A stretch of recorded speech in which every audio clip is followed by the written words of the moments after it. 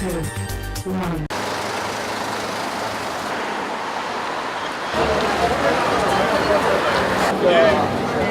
이 골반이요.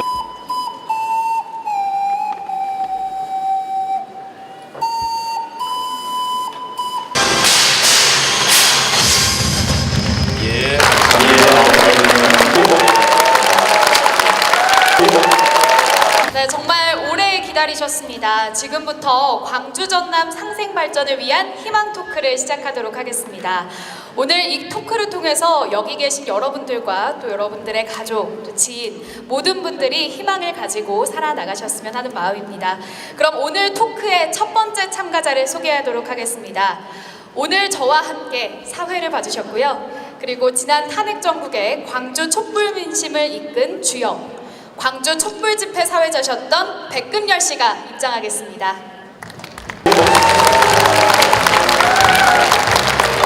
네, 두 번째 참가자를 소개합니다. 여러 방송 프로그램에 출연해 종집게 같은 예리한 질문과 또 사이다 같은 통쾌한 답변을 해주신 분입니다. 김남국 변호사가 입장하겠습니다. 네, 세 번째 참가자를 소개합니다. 어려운 걸음 해주셨습니다. 가슴 따뜻한 정치 구현을 주창해 오신 전남의 자랑 더불어민주당 이계호 의원님 입장하십니다. 네, 마지막으로 입장해 주실 분을 소개해드리겠습니다. 오늘 오카리나 공연을 아주 멋지게 시작해 주셨던 광주광역시 남구청장님이신 최영호 청장님 입장하겠습니다.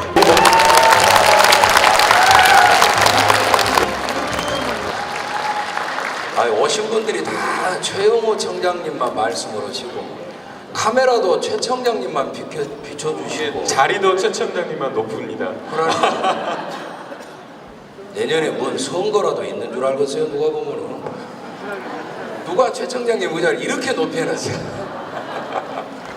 바로 동영상 질문입니다. 시민 두 분이 동영상으로 질문하신 거에 세 분이 이렇게 답하시는 걸로 하겠습니다. 첫 번째 질문 좀 보여주십시오.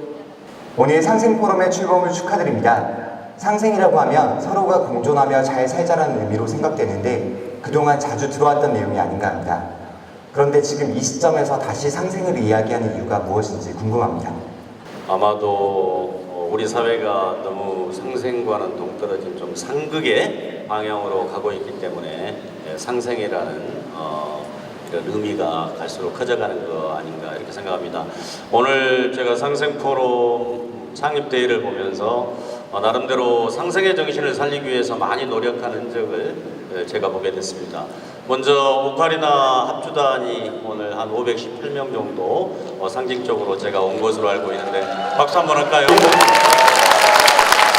근데 우리 오카리나 합주단이야말로 세대 간 상생의 최고의 하모니다 저는 그렇게 생각합니다. 우리 유치원 어린아이들부터 우리 할아버지 할머니들까지 그래서 이 세대 간의 공감을 끌어내고 함께 호흡함으로써 공동체 문화를 만들어냈고 그래서 우리 지역사회에 있을 수 있는 그리고 국가 내에서 있을 수 있는 여러 가지 갈등의 구조들을 이런 공동체 문화 상생의 방향으로 풀어가는 기초가 될 수 있다 저는 그렇게 생각을 합니다. 무엇보다도 제가 생각하는 상생의 의미는 이제 학문적인 취지보다는 우리가 실생활 속에서 제가 정치하는 사람이다 보니까 우리 지역의 문제 또 나의 문제를 나는 내가 결정하는 것이 가장 좋다고 생각합니다. 그걸 우리가 학문적으로는 직접민주주의라고 하는데 그래서 우리가 국가적인 차원에서는 직접민주주의 실현이 어렵지만 적어도 지방자치단체에서는 규모가 아무래도 국가보다는 훨씬 작기 때문에 우리 주민들 스스로가 그 지역의 문제를 결정하도록 해보자. 그래서 이제 주민결정 행정 시스템을 제가 만드느라고 고생을 많이 했습니다. 왜냐? 우리 대한민국에서는 전혀 시행해 본 제도가 아니었기 때문에 그래서 이제 모바일 투표를 통해서 우리의 문제를 직접 우리가 모바일 투표인단들이 직접 자기 의사를 전달하고 그걸 행정에 반영하는 이런 일을 해오고 있는데 무엇보다도 저는 그 일을 가능케 하기 위한 것이 우리 세대 간 또 계층 간 우리 지역 내 상생 문화를 만들어가는 것이고 그것을 하기 위해서 필요한 게 공동체의 힘이었다.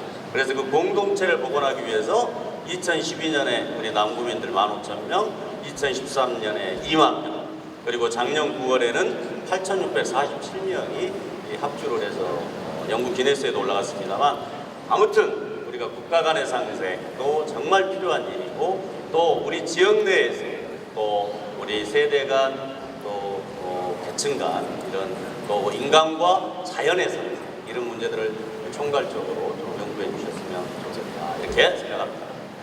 네, 문화에서는 그렇게 실천을 하고 계셨네요. 그 기네스북에 오른 거 확실합니까? 네, 그렇습니다. 어디에서 부르셨어요? 우리 아시아문화전당 문화광장에서 그 본래 모인 숫자는 15,000명이 모였었는데, 실제 이제 오카리나를 5곡을 전부 소화할 수 있는 분들만 우리가 카운트를 했습니다. 왜냐하면은 오카리나를 합주하는데 운지가 5% 이상 틀리면은 2만 명이든 3만 명이든 무효가 되기 때문에, 그래서 이제 좀 모인 분들 중에서 일부는 저같이 좀 잘 못 부르는 사람들은 빼고 그럴 것 같았어요. 예. 작년 총선에 더불어민주당 당선자 대회 때 호남에서 유일하게 혼자 살아남으셨다고 울먹이셨던 국회의원이시죠. 이계호 의원님, 자, 말씀해 주시죠. 네, 이계호입니다. 여러분 반갑습니다.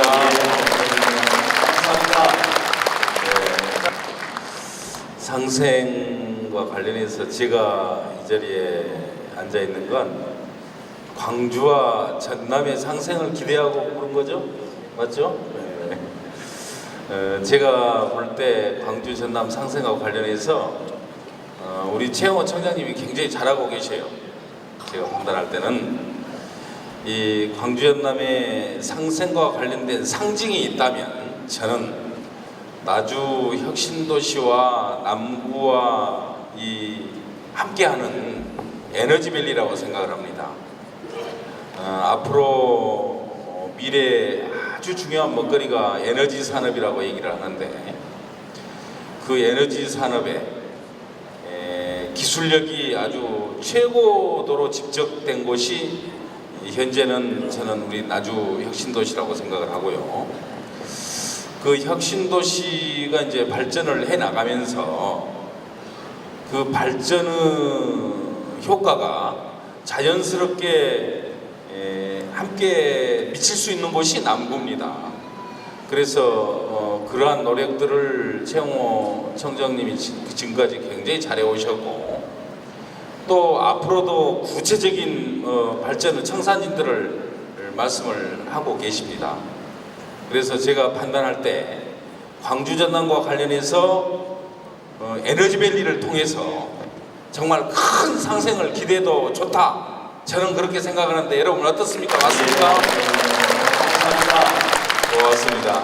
또 뭐 굳이 상생 과제를 한 2가지만 더 들어보자면, 이미 뭐 문재인 대통령님이 공약을 통해서 말씀을 주셨습니다만은 5.18의 가치를 우리 광주와 전남이 한 뿌리이기 때문에 같이 가져가고, 또 우리 지역에서부터 그 5.18의 정신을 함께 구현해 나가는 노력을 하는 것, 그것도 상생은 아주 중요한 모델이라고 생각을 하고요.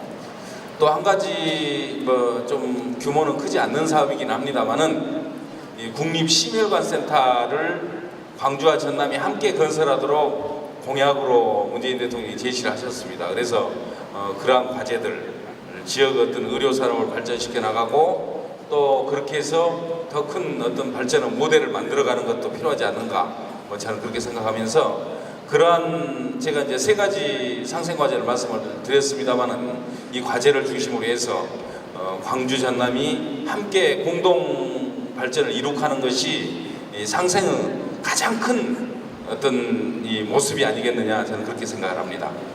예, 감사합니다. 신고리 5, 6호기가 확실하게 파토 나버렸으면 에너지밸리가 더 떴는데요. 문재인 대통령하고 발만 같이 받쳐 나가면은 상생은 걱정 없겠습니다. 우리 김남국 변호사님. 네, 안녕하세요. 김남국 변호사입니다. 먼저 이렇게 그 광주 전남을 고민하고 상생을 이야기할 수 있는 토크쇼에 이렇게 불러주셔서 영광입니다. 앞서 이제 최영호 청장님과 이계호 의원님께서 상생의 의미에 대해서 정말 잘 짚어주셨는데요. 질문자께서 물어보신 한 10년 전부터 저희가 상생이란 이야기를 굉장히 많이 들었는데, 도대체 왜 상생이란 이야기를 갑자기 또 다시 하는가?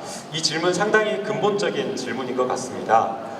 사실 저희가 이번에 이제 촛불을 들어서 새로운 문재인 정부를 탄생시켰고, 문재인 정부가 가지고 있는 어떤 시대 정신이라고 하는 것 중 하나가 바로 적폐청산이라 생각이 됩니다.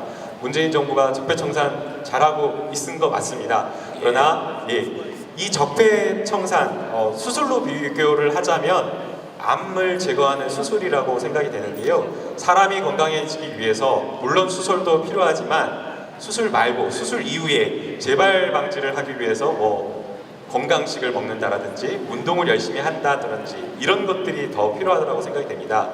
적폐청산도 이 암 수술과 마찬가지라고 생각이 되는데요. 수술을 했다, 나라를 바꾸기 위한 수술을 했다라고 한다면 수술 이후, 그 이유가 더 중요하다고 생각이 됩니다. 나라를 새롭게 채우는 게 필요하다라고 생각이 되는데 저는 그게 바로 상생이라고 생각이 됩니다. 그래서 상생의 의미 여러 가지가 있겠지만 사실 저희가 상생이라는 이야기 처음 들었을 때 대기업과 중소기업 아니면은 비정규직 양극화라는 이런 문제에 대해서 상생의 이야기를 많이 들었는데 다음에 있어서의 상생은 지역 간 균형 발전에 있어서의 상생이라고 생각이 됩니다. 사실 많은 부분 거의 한 20년 동안 지역 균형 발전을 이야기를 했습니다. 특히나 내년에 이제 지방선거 있는데 많은 정치인들이 이제 중앙의 정치인들이 이제 지방선거만 앞두고 사실 표를 위해서 지역 균형 발전과 상생을 이야기했지만 많은 것들이 이루어지지 못했습니다. 그래서 지금도 여러 가지 국가 사무가 지방으로 이전되고 있지만 지역의 어떤 자치적인 역량이라든지 지역의 재정 상태라든지 이런 부분에 있어서 정책적인 효과가 제한되는 경우가 상당히 많았습니다.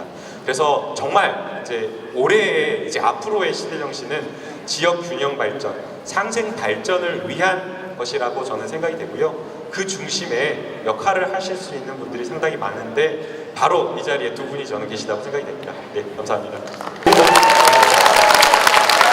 마무리는 용비어 청가가 되어버렸습니다. 이 정도는 해야죠. 자, 상생의 기본적인 의미에 대해서 알아봤고요. 그럼 또 두 번째 질문. 상생은 좋은 이야기이긴 하지만 실천하지 않으면 의미가 없는 것 같습니다. 우리 지역이 상생을 통해 잘 살기 위해서는 어떠한 정책이나 전략이 필요할까요? 평소에 생각하신 바를 듣고 싶습니다. 구체적으로 말씀을 좀 해주셔야겠습니다. 성공 사례 그리고 앞으로 이렇게 하겠다 하는 거를 이계호 의원님께서 한번 먼저 말씀해 주실까요?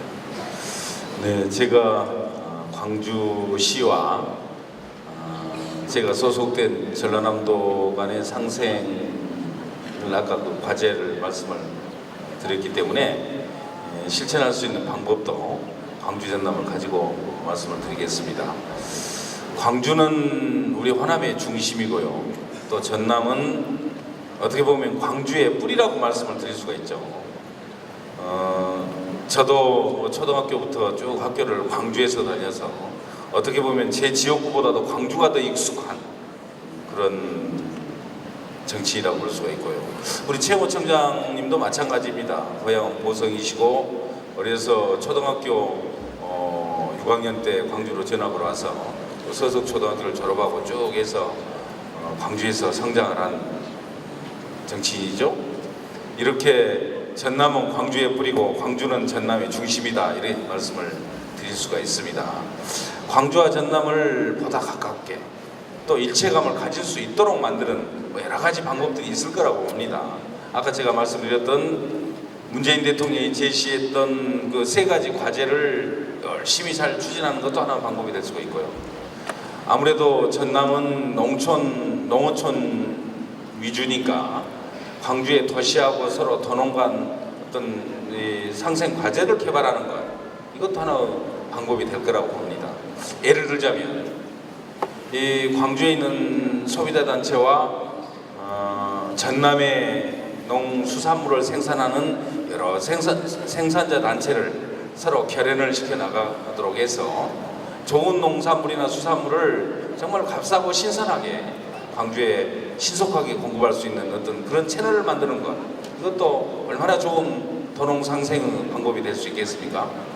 또 한 가지 더 말씀을 드리면 이제 이런 단체 외에도 이 마을별로 또 공동체별로 이런 또 여러 개련 사업들을 해서 예를 들자면 여름 휴가를 고향인 전남에 가서 보내자 이렇게 해서 광주 시민들이 여름에는 또 휴가철에는 전남을 찾고 또 전남 도민들이 추수 이후에 뭐 여러 가지 쇼핑을 한다거나 뭐 일을 볼 때는 또 광주 와서 일을 보고 이렇게 해서 광주와 전남이 흩어지지 않고 예부터 계속 내려왔던 그 한 뿌리라는 인식의 토대 위에서 계속해서 상생해 나가고 발전해 나갈 수 있는 길이 저는 있다 이렇게 생각을 합니다.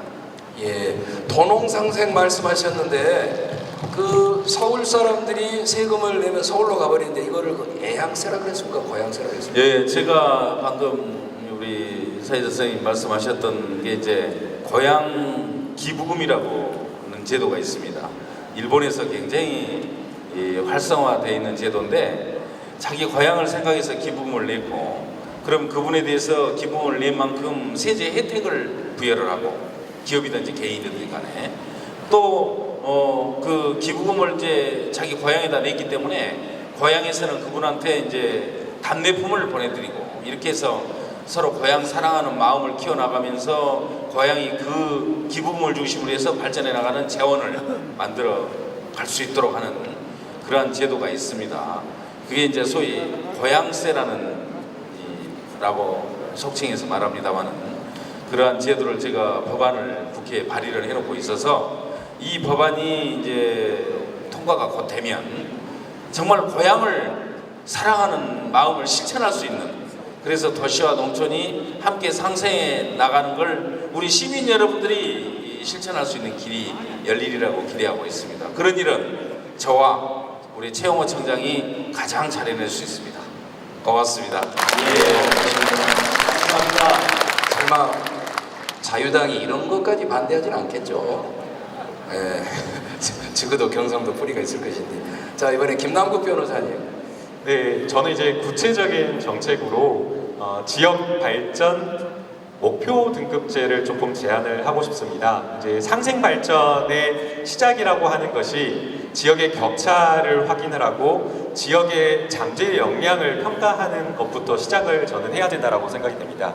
사실 지금의 어떤 그 지역균형 발전 정책을 보게 되면 정부의 재정적인 어떤 지원이나 이런 것들을 큰 개발 정책이라든지 아니면은 정치적인 논리에 따라서 그냥 기계적인 어떤 균형에 따라서 나눠주는 경우가 많았습니다.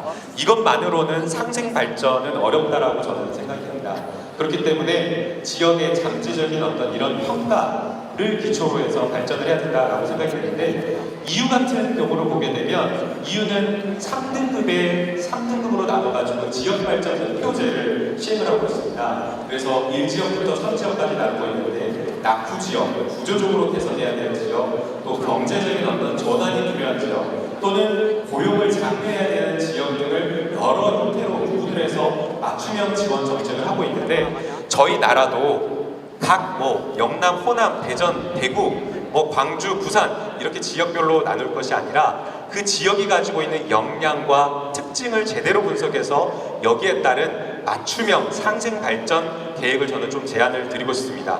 그리고 그 외에 제가 사실은 조금 더 많은 정책적인 좀 제안을 가지고 나왔는데요. 사실 이제 사회자께서 올라오기 전에 저한테 할당된 게 4분이라 그랬는데 이 할당된 것을 제가 좀 최영호 청장님께 좀 드리고 싶습니다. 사실 이제 오기 전에 밥을 사주신다고 해가지고 식사를 하면서 청장님과 여러 가지 이야기를 나눴는데요. 청장님께서 가지고 있는 여러 가지, 그러니까 행정을 하시면서 여러 가지 고민과 그런 여러 정책들을 저한테 이야기를 해주셨는데 제가 그것을 너무 듣고 싶어가지고 제가 가진 3분을 좀 드리고 싶은데 가능할까요? 시민 여러분이 동의해 주시면요. 현재 학자들이 만들어 놓고 세종이 자기가 만들었다고 갖고 오잖아요. 최 청장님이 마무리하십시오.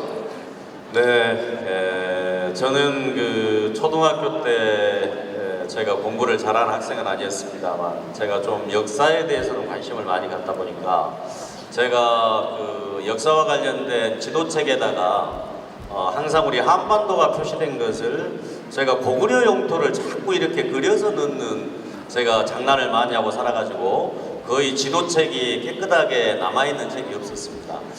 근데 제가 그 버릇이 이제 구청장에 대해서도 그대로 남아 있었던 것 같아요. 그래서 제가 구청장 하면서 도대체 우리 광주 또 호남과 영남 또 중앙과 지방의 이런 차이들을 쭉 제가 데이터를 많이 목격하면서 우리 영호남 간에 제가 뭐 지역감정 부추기자는 거 아닙니다. 1940년에는 한 40만 명밖에 차이가 안 났는데 이제 800만 명 차이가 벌어졌어요. 그래서 저도 항상 이것을 중앙정부 요구를 해야 되나 이렇게 생각을 했었는데 제가 보기에는 중앙정부 요구를 하고 있으면은 우리는 영원히 변화가 없겠다 이런 생각을 제가 참 많이 했고 그러면서 제가 영남을 많이 공부를 하기 시작했습니다.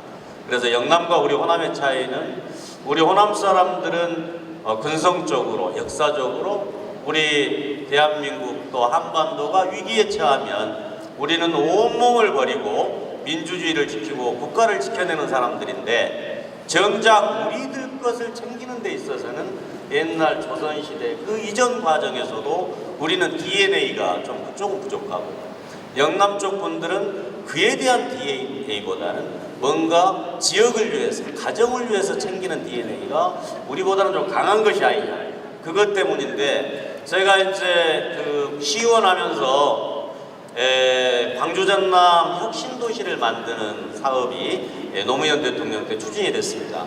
제가 시의원 할 때 처음으로 우리 광주와 전남은 한 뿌리고 우리가 사이즈가 적기 때문에 공동 혁신도시로 가야 한다고 제가 시정 질문을 했는데 당시에 우리 박광태 시장님께서는 뭔 터무니없는 소리를 하느냐는 반응이었습니다. 그러다가 한 2달 정도 세월이 흐르면서 청와대나 또는 국가균형발전위원회가 설득을 하면서 우리 이제 광주 전남 공동혁신도시로 가는 이런 결정이 이루어졌는데 문제는 우리 공동혁신도시를 통해서 앞으로 우리 지역의 미래를 제대로 저는 만들어갈 수가 있는데 문제는 실천이 안 되고 있다고 하는 것이 저는 너무나 답답했습니다.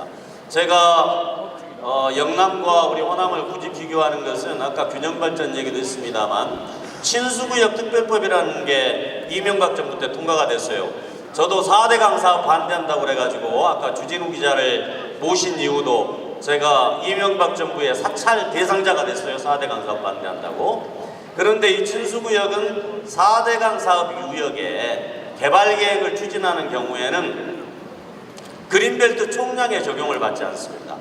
그러니까 우리 광주시가 지금 볼 수 있는 그린벨트 면적은 9.2 평방킬로미터밖에 안 되는데 계획은 거의 12만 평방킬로미터가 넘습니다. 새로운 계획을 할 수가 없는 거죠. 이게 첫 번째로 친수구역 특별법이 황당하면서도 좋은 것입니다.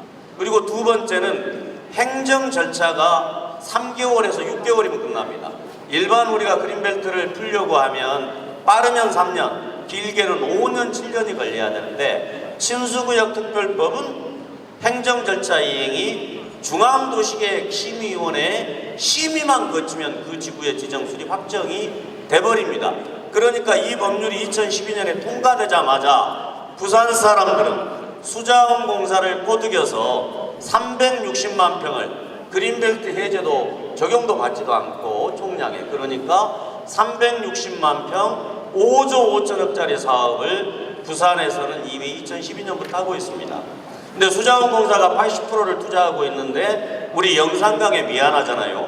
그러니까 우리 영산강에는 112억짜리 사업하겠다고 했는데 무려 500배 차이 아닙니까 금액으로. 어떻게 이런 일이 있을 수가 있느냐고 제가 끊임없이 요구를 했는데 그걸 받아들여주지 않아서 제가 작년에 우리 대통령 후보의 공약으로 이마저도 채택을 못하면 우리 광주 전남은 영원히 앞으로 개발과 관련해서는 물 건너가겠다는 생각이 들어서 굳이 제가 대통령 선거 공약에 넣기 위해서 노력을 했고 금액도 제가 그래서 광주시 땅 공약에는 영산강 융복합 에너지 클러스터 조성 사업 5조 5천억을 박아놨더니 나중에 광주시와 전남도가 국정과제 100대 과제 추진하고 후속 작업을 전개하는 과정에서 대폭 줄여놨어요.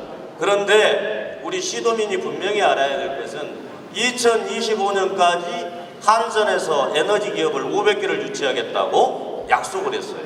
거기에 문재인 대통령께서는 2020년까지 땡겨서 유치하겠다고 하셨는데 지금 230개는 확정이 됐습니다. 그런데 500개 기업을 유치하기 위해서는 광주와 나주에서 지금 될 수 있는 모든 산업단지를 다 한전에 대줘도 79만 8천 평이 부족합니다. 한 공장당 3천 평씩 계산을 했는데 과연 이것을 대통령이 공약한 내용을 우리 지역사회에서 실현시킬 수 있는 준비가 전혀 안 돼 있다고 하는 것입니다. 그래서 저는 빌공짜 공약이 아니라 정말 실현 가능하고 추진이 가능한 방향으로 바꾸기 위한 것이 결국은 그동안에 우리 행정을 광주시와 전남도의 행정을 맡아왔던 분들이 그런 데 대한 감이 없었다고 저는 생각을 합니다. 동의하십니까? 요즘 한전공과대학을 2022년에 신입생을 받겠다고 하는데 어디에서 어떻게 개발을 해가지고 지금 신입생을 받겠다고 하는 것인지 이거 완전히 나는 우리 시도민들한테 홀린밥 줘버리고 나중에 책임도 못 질 얘기다. 아까 말씀드린 제가 보기에 친수구역 특별법처럼 빠른 속도로 진행할 수 있는 그린벨트 해제 방식이 아니고는 절대 2025년에 저는 2022년까지 첫 삽뜨기도 어렵다고 저는 생각을 갖습니다. 그래서 저는 비록 제가 중앙에서 장관 못 해보고 우리 이계호 선배님처럼 국회의원도 못 해봤습니다만 전국 정치인 중에 8년 연속 매니페스토 공약과 관련해서 한 번도 빠짐없이 최우수상 받고 또 7년 연속 한 번도 빠짐없이 에세이 등급 받은 사람은 전국 정치인 중에 저밖에 없는데 문제는 대북 실천력이다. 그렇게 생각하는데 동의하십니까? 네, 오늘 제가 드릴 말씀은 너무 많지만 시간 관계상 이 정도로 제가 마무리를 하겠고요. 오늘 이렇게 주말에 비도 오고 날도 추운데 함께 해주신 광주 시민 그리고 전남 도민 여러분들께 진심으로 감사의 말씀 드리고 또 오늘 우리가 상생을 주제로 이 행사를 여러분들이 준비를 해주셨는데 혹시 또 미흡한 부분이 있으면 그것에 대해서 좀 보완도 이렇게 적극적으로 제안해 주시면 정말 감사하겠다는 말씀 드리면서 오늘 다시 한번 함께 해주셔서 감사드립니다. 고맙습니다. 초등학교 때 공부를 못했어도 상을 많이 받을 수 있습니다. 오늘 토론을 통해서 문재인 정부 5년 동안 호남 발전이 이루어질 수 있을 것 같으신가요?